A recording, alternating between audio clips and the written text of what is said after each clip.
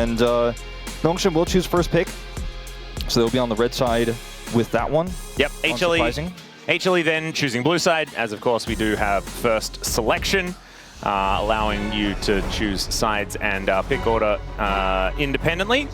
And HLE, that means we'll be on the blue side, but we're going to have draft go in the opposite direction. So let's get into that now and see what is going to be taken away. The 20th Jace ban, what do you reckon? Yeah, there's Kingen and Zeus in the game. I think they should probably ban Jace. I think they will. Also, the junglers like to use Jace right now. There it is. Yeah. The Rumble is gone from Kingen. The Malphite already off the table. Yunara, not going to be first picked here by Nongshim Red Force this time. Oh, Orianna and Azir. That's going to be the trade unless one of them is banned away here. I think perhaps an Azir ban, just because I know both Scout and Zeka would love to play that champion. Scout probably more of the Orianna player in comparison to Zeka. I wonder if they ban Orianna and try to give Zeka a Sylas counter pick or an Akali counter pick. Wouldn't that be fun? Oh, that would be fun. I would love to see something like that. As Sylas has had a lot of success so far. The Varus will be taken away from Taeun as one of his favorites, as we know. And I think, do you take the Azir? Do you take the Orianna? I like the Azir right now, personally. Yeah, I think just take the Azir because I don't think Zeka is nearly as comfortable on the Orianna as Scout is. And so taking away the Azir, giving that over to Scout, very happy on that champion, and taking away one of Zeka's biggest picks as well in that. But they're taking their time, and it's going to be Pantheon actually. That's a consideration at the beginning. Kind of crazy that that's the lock-in, but has found a fair bit of success here in the LCK Cup so far. Perhaps they want to go Pantheon Talia if the Azir is locked in. Talia just has not looked very strong thus far in 2026 as Aphelios. Interesting. Where Gume finally gets his hands on it. It's been banned against him so many times. And they'll take the Azir, unsurprisingly. But that Aphelios pick, it's pretty early on, but it's really difficult to take away some of the best tools like the Lulu from him in this first phase. Obviously, you'll lose jungle power if you grab that Lulu now, but it's a really strong scaling draft here for Hanwha Life already.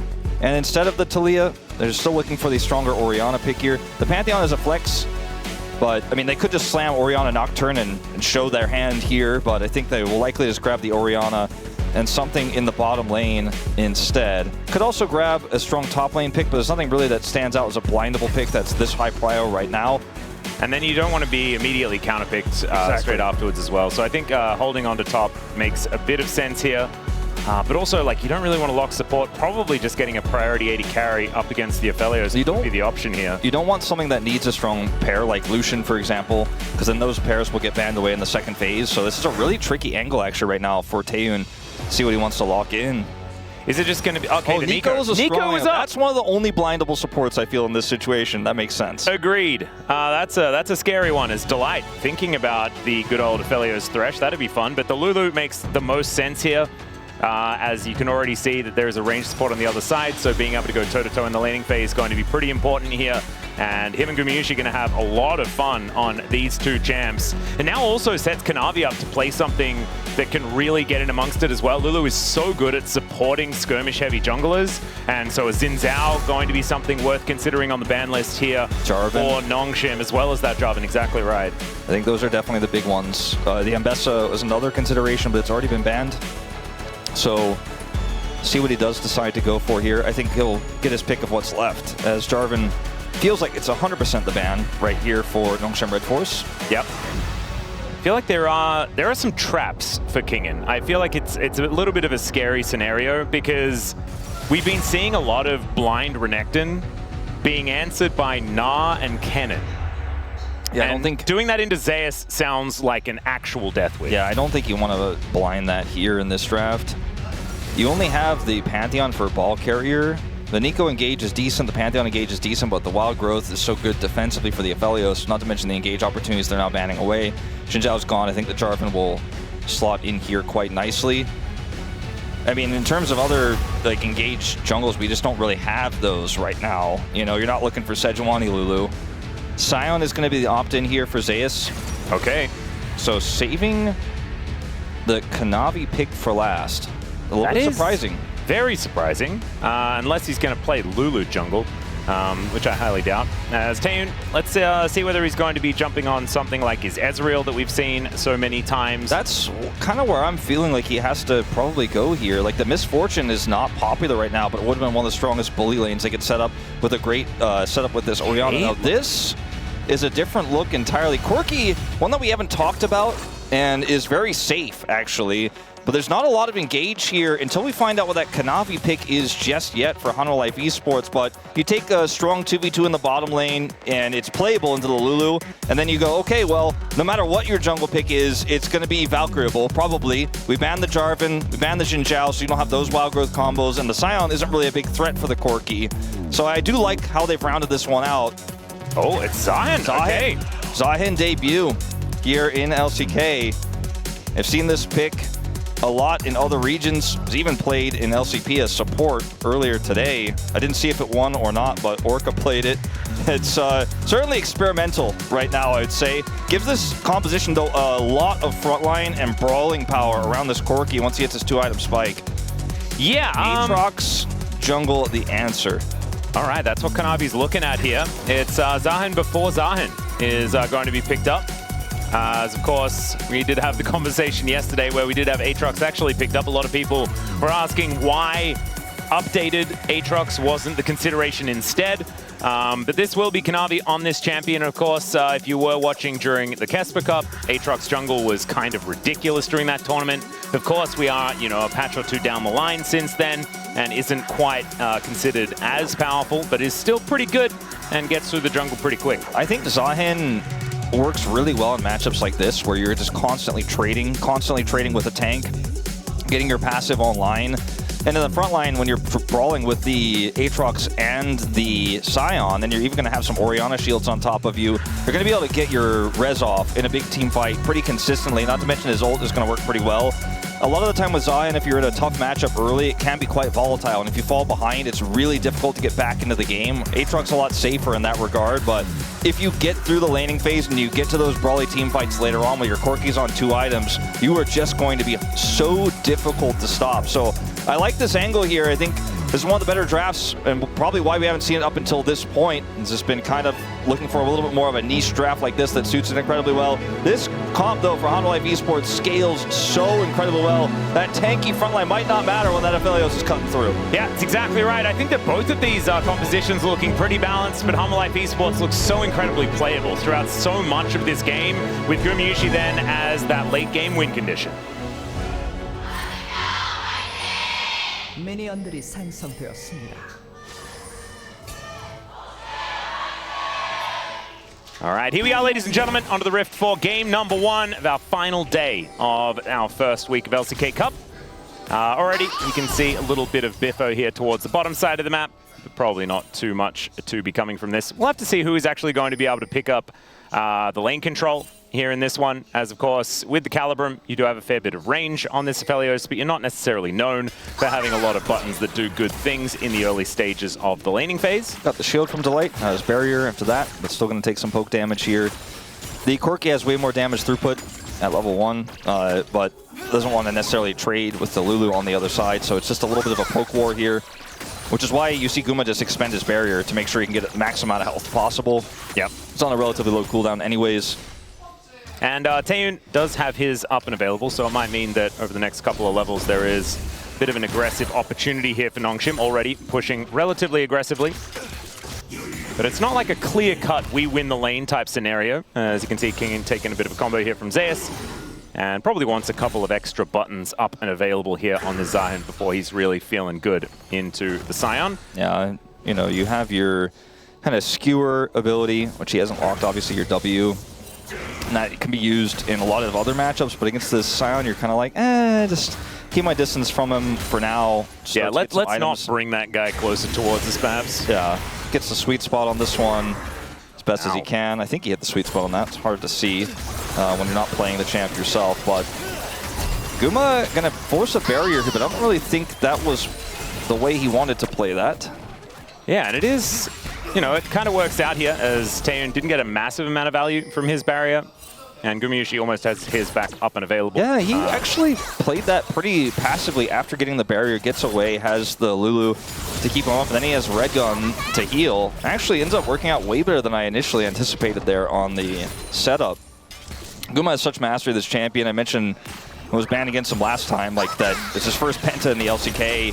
He was playing behind Teddy back in 2021 after having his debut in the Worlds qualifier, and he's since won multiple World Championships and has the most recent MVP under his belt. But it's been a while since he's been able to play Aphelios, and I'm sure he's probably enjoying the laning phase here. Yeah, feeling pretty good about it so far. Currently behind a little bit as far as farm, but nothing too much to be worried about here. As Kingin taking another combo here from Zeus, who seems to be having an all right time on this Scion. Sponge making his way down towards this bottom side of the map, though, where Delight and Gumayusi could be in a little bit of trouble. But we'll see. Playing it very safely for now. Should mean that everything will be okay. Gumayusi also with a fair bit of added safety, the Gravitum up and available. And so we'll be able to stop some members in their tracks. It's all right. Almost hitting the snare is Lehens. Gumayusi able to use that flash, get him to safety, but flash down on the 80 carry feels pretty good with a return gank. Yeah, this is putting Guma in a very vulnerable spot. Not going to see a follow-up there. As Kingin is looking for the extended trade here, he gets the knock-up. Not going to matter too much. Yep, charging up that passive over and over. And of course, pretty dangerous doing battle with this guy when he does have that one fully charged. So short trades here for Zeus feeling like the best things to be looking for. You know, the difference between Zahin and Aatrox is like, with Aatrox, you want to hit the sweet spot, right? And like, you basically initially hit it kind of far away, and then you have the awkward second one, and the third one you slam it right in his face, whereas the sweet spot for Zahin is kind of like, I'm close to you, but not really that close. Like, I'm going to kind of be like a little bit away from an auto attack range on this sweet spot. You're kind of Beyblading a little bit. It is somewhat awkward. But Kingin, we'll just have to see, is of course hitting a sweet spot on a Scion somewhat easier than others. That's true. He is a relatively large champion. So there you go. Maybe that's why Kingin has gone for this into the Scion this time around. As of course, probably would have wanted to pick the Ambessa or the Gwen. Those were banned away. As a fair bit of damage there. As gets a nice little knock up, but not going to quite be able to kill the Scion on that one. That's where you can get those trading patterns in this matchup when he charges a full Q and you have all your abilities up. So you want that wave, you're going to have to work for it. You're going to have to expend your health bar for it. He will expend a teleport as well as he heads back to lane. Kingin will match. Yep. Does have his Page now put together and will arrive, but that is a Bramble Vest, so Zeus is getting more and more frustrating to deal with here in this lane as these items come together, especially with that passive stacking up that health over and over again. So Kingin, work cut out for him just a little bit here. It gets easier. Yeah. Should be able to cut through some tanks once he does have... That looks weird. Yeah, that is very strange. Didn't know you could get through that wall. There you go. Sponge is very low. Yeah, he is going to be able to take the first Chemtech Dragon, but Kanavi looking for a little bit of an option here. Does hit the Infernal Chains, but they're broken pretty comfortably. Sponge is like, yeah, if it was another jungler, I would have felt scared, but that's Aatrox. His engage is kind of, you know, relying on me not walking away. Yeah. I will choose not to fight, as it turns out. You can tell Kanavi was like, well, I guess I'd toss it out and see what happens. This is the first dragon going over to Nongshim to control that bottom lane. And the Corki pick working out here initially. Scout? Emperor's Divide, yeah, going to throw back Scout here as Kanavi with the World Ender looking for an opportunity. Flash does come through. There's the Flash Infernal Chains. And Scout is just pulled back into the sweet spot of Q3. And down he will go. First blood over to Kanavi. And Zeka also almost able to grab himself a plate at the same time. That is a big swing of gold for HLE. Yeah, he should be able to get it once he clears this wave. That's massive. And unfortunately, the walk-away strat for a mid laner in this situation, not enough. When he's already expended his flash, does end up getting pulled back by the chains. Didn't use his ult there. I don't think there was really any angle to save him, because if you watch the angle at which this comes through, like if he ults here, it doesn't matter. You have to flash it immediately, right? It's the only way to survive here is to flash the Emperor's Divide. If he ults both of them on the chase, I think he still dies, so doesn't matter. Like you said, that's the part he did not opt for. Just didn't react, I suppose. Yeah. The job had kind of already been done as soon as that Emperor's Divide did hit. So a little bit unfortunate there for Scout, but Zeka feeling very happy about this situation, almost has that Nash's Tooth put together, and Kanavi off to the races here on this Aatrox for the moment. Actually farming extraordinarily well, him and Sponge in this game, really getting around this jungle as quickly as they can. Reset to come through here for the Aatrox, and getting very, very close to item number 1. And there is ult up for Pantheon, so I don't think Kanavi's going to make any plays down here, but he is going to go to these Kregs first to start his nuclear. And we'll see Scout rotating over as well, trying to make something with this Pantheon ultimate for Sponge. Doesn't look like they're going to get anything except deep vision. Yep. And they do spot that Kanavi is towards his bottom side, so having eyes on this freshly fed Aatrox is certainly a good idea here for Nongshim. But he's on the red, going to be taking that and then looking for another avenue as the Grubs have just spawned. That is going to be the next port of call for both of our teams to look at as far as these neutral objectives. Zeus making his way down towards said pit already as Zeka finds it once again. It's so much easier with that flash on cooldown, and it's Zeka that grabs the kill this time. Man, this Kanavi Zeka 1-2 punch is getting scary. I was watching the positioning of Kanavi on the minimap and where Scout was, and I was in my head, I almost just said before this even happened, like, I think Scout's dead, because he just doesn't have flash. He doesn't have anything he can do there. If that dash comes through from Zeka, he's just way too close. And he's just dead again, and that's free grubs. Like, there's just nothing Sponge can do. Also, now trying to set up something down here in the bottom lane with his Pantheon is going to be so tricky because Delight has flash and ult as well. Like, I just don't think there's a cross map for you in this one, Nongshim. And Sponge is going to be spotted on this ward as well as he makes his way in. They are going to be able to clear that out, so he does know that he's been spotted, but full information over to HLE for now. Like, Guma has barrier flash too. Like, this is going to be so tricky to pull off. They might be able to do it. It's red-white guns. It's a bit scary here as the Pop Blossom does come on through. They do try and focus on Gumayuchi, but he gets the wild growth, and Taeyeon's going to go down in trade. Zeka teleports in to make sure that he's seeing the end of this fight, but a 1-for-1 is not what Nongshim were looking for. No, certainly not. Guma opts not to flash when the wild growth comes through because he has the wild growth. Sorry, when the Pop Blossom comes through because he has the wild growth. Hits 2, and Taeyeon does not flash, but dies, so it ends up being a 1-for-1. Still, I mean, they were able to make a successful play happen, and they were also able to get Zeka's teleport, so it's not all for nothing down there on the bottom side, but like you said, definitely looking for a little bit more on that one. It was a desperate attempt, but at least it didn't go up all empty. You know, maybe Guma's flashes the Pop Blossom, and that goes even worse, but... And they kill Guma underneath this turret as well, so he doesn't actually get to take this wave, and so Taeyeon's 20 CS advantage is a lot more permanent. But Taeyeon picking up the turret aggro, not exactly the greatest of maneuvers either. But Nongshim, I think a 1-for-1 and denying farm for Guma. Probably, you know, it's a neutral play. We'll call it neutral. Let's give it that. I mean, it's furthering Taeyeon's lead. And that's the only available play they had. If they just, you know, keep pushing that in and say, well, that's it. Like, Sponge is like, why do you pick Pantheon? I can't ult anywhere. There's no angle for me in this game. As Kingan's an early game Zahin, you know, and the Orianna is getting crushed. Oh, Lahen's also getting crushed, but does have a disengage cone. Shout out to Valdez. Waiting on the space. Maybe we will get our highlight number 1 as that particular disengage cone. Just to talk about how frustrating it can be. I mean, now Pantheon still has ultimate, but is very far away. And there's a lurking Aatrox. Like, Lehens is on his way back. This could get very awkward as they crash this wave through. They're going to at least get a plate, but they may get more as Taeyeon still has flash, but they could just cut off this Pantheon. Or sorry, this Nico. Yeah, Lehens has to flash immediately. Now Taeyeon realizes that he's in an awkward spot. There's the flash in from Sponge, though, as they do get Zeka, but he's able to shift the sands, get himself over the wall, flash from Scout, and Zeka is going to come on through, but Scout has that clockwork wind up, is able to take down the Azir. Still, the fight continues here as Kanavi looking for the angle, gets the wild growth. That's going to be the end of Lehens and Sponge in so much trouble as well. This Aatrox is completely unstoppable, and he is going to transition that into their first dragon of the game as well. I mean, man, Kanavi is poised to take over this game completely. Don't forget that Scout had to flash to kill Zeka. Zeka almost got out. If Zeka lives there, it's even worse. I mean, they really are one step forward, you know, 2 or 3 steps back on this one. And, like, the whole time, it's just Kanavi set up for success. He has this Lulu. And this is kind of the way that you can play so many of these new bruiser junglers, like the Ambessa we've already seen in the same position.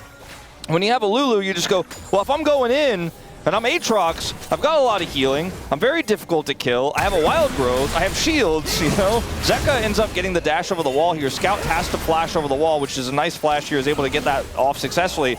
But the rest of the team here is just way too deep, and Like, watch Kanavi get on top of Lehens, who doesn't have flash because he used it just before. The ult comes out from Guma, and Kanavi has wild growth on him. No one is ever going to put even a dent in his health bars. It goes up to full, hits that dragon. Man. And that'll be the dragon going over to Hanwha Life Esports as well. And it means now the gold is almost unanimously over HLE's side. Even that lead that Taeyun had is kind of dissipated. Zeus to try and grab this last plate. They do have the 3 grubs as well, so these turrets are going to be falling very swiftly. And I don't know whether we're going to be seeing too much of the Zahan gameplay in today's game. I just think we're witnessing a bit of a... I don't want to say it's player-based on the Sponge side, but it just hasn't been set up for any sort of jungle proactivity. Whereas Kanavi has these lanes that are crushing, and he's able to find constant value, even without a global ultimate. So Sponge is still just behind the curve this entire time. He just cannot make the impact. They are on the same screen as Kanavi. That cannot be a good idea as Sponge dives forward onto Gumayushi. He flashes away. Kanavi's just posing the question. Can they kill him? That's the question, is now in amongst it. Taeyun going down very, very low. There's a wild growth once again as Delight's support is fantastic, but they do manage to take down the Aatrox. The problem is Zeka turns up, and that's going to be 2 on the floor for Nongshim at the same time. This is a big, big, big disaster for Nongshim here on these bottom lane skirmishes. And we just have not seen the top laners involved in this game at all. And the Aphelios isn't online per se. In fact, was down an item over the Corki in this exchange, but it doesn't matter because they have the Aatrox that's fed. That's such a strong body in these fights. Zeka can show up late and get the Emperor's Divide. And Nongshim is opting in, but it's just not worth it.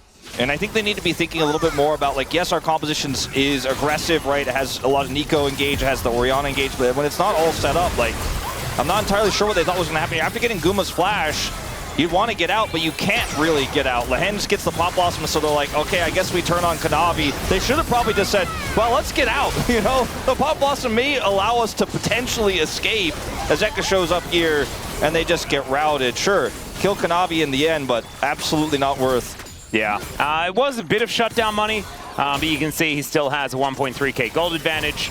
And with Scout grabbing the kill, does mean that he now is in the lead just slightly. Does have his Blackfire Torch now completed, building towards the double burn. And will be doing a fair bit of consistent damage in these fights. Does kind of need it up against Zeus on this Scion, who is going to be very, very difficult to move. But as this game goes on, I mean, Gumayushi is going to be putting more and more items together, has his collector now completed as well. And looking for that item number 2 where he can. Might be the 2-item spike in the collector Infinity Edge that he's going for here. I actually kind of like that.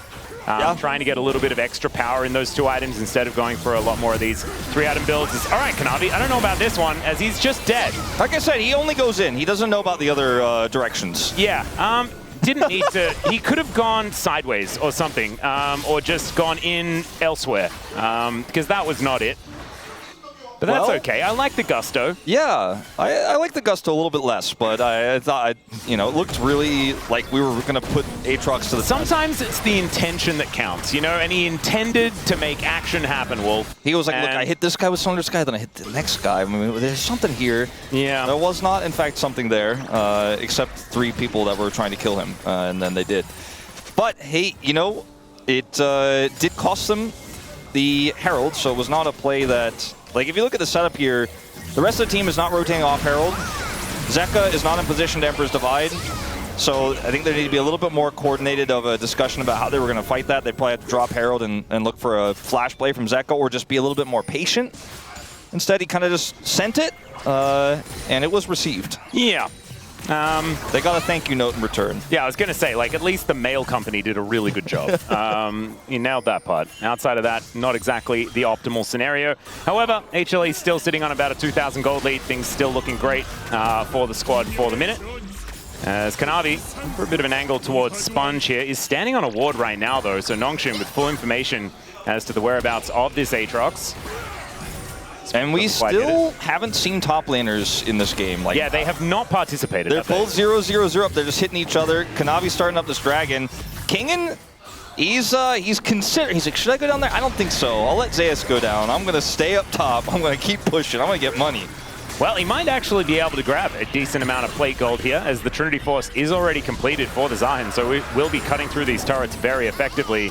There's the Rift Herald, gets a decent little charge there, as there's the flash ult from Zeus. As Gumayusi throws out his ulti as well. That is a dead Taeun, just stepping a little bit too far forward. Yeah, I remember when I said in the draft that he's like, oh, okay, it's a Scion. There'll probably only be one form of engage I'm worried about. Oh, the hands finds the double pop blossom on two of the carries here as Gumayusi is the target, but oh my goodness, gets so much of his health bar back. There's just not enough damage to take him out there once Taeun is gone, even though Scout's trying his best. Kanavi. Okay, he's not going to die to the turret this time around. As Zeka now could be in a little bit of trouble here as he does have to shift the sands to make his way out. Delight to slow down Scout with that Glitter Lance. And HLE TP? Will be able to back away. TP from Zeus to the back. Okay. Well, he's just going to walk up and see whether he can park himself underneath this turret to make something happen. Just says, Scout, please leave. And Scout will leave. Because Kingen got the whole turret, so I guess he was like, you know what, there's nothing to defend here. Might as well just go in. He's been reading Kanavi's book on how to play League of Legends. But like, I mentioned in the draft, though, Taeun picks the Corki because he's like, okay, there's a Scion, there'll probably be a jungle that engages. I'm a little bit worried about that, as Kingen should be worried. He should, as Kanavi's going to come in, does land the Q onto Taeun here, as the rest of Nongshim will show up. Lahan's not going to get pulled back by those Infernal Chains, but slowed down enough to dissuade the engage. It's just kind of insane to me that a Corki got Scion engaged on and then died, as Guma instantly followed up, right? I think we're going to go back to this now. Zeus is just like, Taeun? Nah. Yeah. Flash ult. I mean, just as simple as that. As the wild growth to follow, Guma follows up. He's just dead. And that's, I guess as a Corki, you feel like, I have Valk, I'm fine. No, not in this case. This is a nice little attempt here from Lahen's, but there just isn't enough damage. You see the follow from Scout is fantastic, but Kanavi has the turret aggro. Oh, Lahen's finds the angle once again onto Gumayusi. There's the shockwave, and down he will go. Sponge makes his way in as well. They really threw the kitchen sink at Guma to make sure that he went down, and that is going to be his second death of the game. Kingen is going to get some extra side lane pressure as we're still fighting. Yeah, there's another double knock up here as Kanavi comes forward. He's the real carry this game, and down will go Sponge. Now Kanavi's still looking for a little bit more here as he is still alive on Summoner's Rift, so that means he's going to be going in. If there's a turret, does not care. Like, I kind of said it almost jokingly at the beginning because of how he played that series against T1, but I mean, this is starting to get, like, turn into a meme, like, right before our eyes. But you know what, when you're Aatrox and you're this fed and you have this much support, why not? I mean, it works. Yeah. As, you know, this this scenario here, I'm going to watch this one. Guma gets the shield, goes a bit far up. Lahen's is fully wrapped around, gets him on the edge. There's a lot of burst damage here between the Orianna and that Corki. And then Sponge sends it, and this was received as well, as he goes forward here, and once again, with the last of his mana, Zeus has his ult and a charged Q. My goodness. And that's the end of the Pantheon. Like, I'm not entirely sure what we were thinking there, Sponge, but... I mean, Kanavi was standing on a control ward for the majority of the time before he even decided to come in. So Nongshim did have information as to what was going on there, but Zeus being able to start that fight off exactly the way they needed him to. That Kanavi lead is the whole lead. It's the whole thing. And we were talking about the fact that, you know, Kanavi has one mode. Well, I'm not doubting it. This mode is working, you know? And I know it's a little bit results-based or, you know, outcome-focused assessment, as Daniel Orks Harrison would say. I mean, with this much gold, you could say he's on economy mode, but it doesn't feel that way, you know what I mean? That usually, like, he's not on low-power mode. Yeah. That's for sure, as he's 4 levels up on Lahen's, takes a swipe at him. And one day, Kingen will show up for a team fight. You know, it was a bit of a fun time watching Kingen just avoid fights and lost games for Nongshim last year. This game, I'm like, maybe now that you've got the Sundered Sky, you're better release Aatrox. Get involved a little bit, because Taeun is still relevant. He's about to hit his transformation. Yep. He's still big. You know, he was caught that one time, but otherwise can do a lot. This composition revolves around its insane front line, the Pantheon, the Zahin, and then the Pop Blossom. Taeun can do big with this. They have great setup with Scout as well. This game is not lost by any means, but we need to see this team coordinate real 5v5s, because right now Hanwha Life Esports is just calling every shot. And Kanavi is the one who's calling the shots on Hanwha Life. Okay, Wolf, Kanavi is going in. He's going. I don't want to surprise you, but he is just going to look to kill Sponge. Sponge is just dead. Now Taehoon is in between his turrets, and that is an illegal place to be as the Infernal Chains pulls him back. Pop Blossom not going to be enough to save him. Yes, it is. Never mind. Enough to save him here is maybe not enough to save Lahans as Kanavi has tanked about 11 turret shots here, and he still kills him underneath the turret. My goodness, this guy is so bloodthirsty today. Scout did not want a TP ult in. He's like, I'm not going to TP and drop an ult on this. This is just doomed. It feels like this whole game, I'm watching 5 members on Hanwha Life Esports walk towards Nongshim and kill them with their fearless leader running forward first. Their Aatrox on now 2.5 items. And Nongshim are just like kind of split up and not sure what to do. Like, Kanavi's is like, all right, I found the enemy jungler that's 2 levels down. There are teammates nearby. I mean, I'm sure like Guma and crew are like, there might be some bad guys in there, and he's like, that's what I'm looking for. Yeah, that's my goal. He's like, that's kind of the point. And the fact that this between 2 turrets, Sion is again able to ult Taehoon, a Corki. And I just like walk away. I'm kind of losing it. Like Nongshim. Oh, we gotta play a pro game here. Is Hanwha Life Esports is making this look easy. They get the dragon. Yeah, Nongshim will be able to take their second of the game here as Shockwave still up and available. Let's see whether Kanavi can get in amongst it. Oh my goodness, they're all stacked up. As Kanavi, can he actually find it? Pop Blossom hits onto 3, but the Empress Divide is there as well. It's so hard to kill this Aatrox as Sponge survives for a long time, but finally will be taken out. Kingen getting in amongst it, almost picks off 2 as Gumayushi limping away with about 100 health, but that is a much better fight here for Nongshim. And Kingen, he wanted so desperately to Zahin. Like he was. I mean, he did. He assisted Zahin 3 times. He went in there. He was trying to auto the champions. He was getting polymorphed. Finally, he got his ult down. He was like, "You can kill me. I'm coming back." And they're like, "We'll kill you again." What happens after that? As this fight against Taehoon can't really get access, right? They end up really trying to play through this Zahin as they kite back. Sponge has to flash away. And then Kingen's at half health. He does not really have his passive stacked, right? So this is when the Pop Blossom comes through, but there's not really a huge follow-up. Scouts over the wall, but cannot find can't find full prio target. Zeka goes down, but then Kingen is just running at them while Kanavi keeps the carries away. And ultimately, Guma and Delight will get out. It's a messy fight. It's one that Hanwha win, but that Nongshim win, but not in decisive fashion at all. They do manage to get the Drake, though. So taking the Dragon and being able to come out ahead just a bit in the fight. Also, I mean, you can see it in the gold. That has actually shrunk by about half. So HLE not exactly controlling the game as much as they were prior. And with the entire outer ring of turrets already taken down, there is 1 extra inner turret taken here by HLE as well. So some standing gold on the map here for Nongshim. They could even it out with a good push. They certainly can. 1 big team fight win for them, and they're back in. In fact, they'll be in charge. And Scout is actually pretty huge now.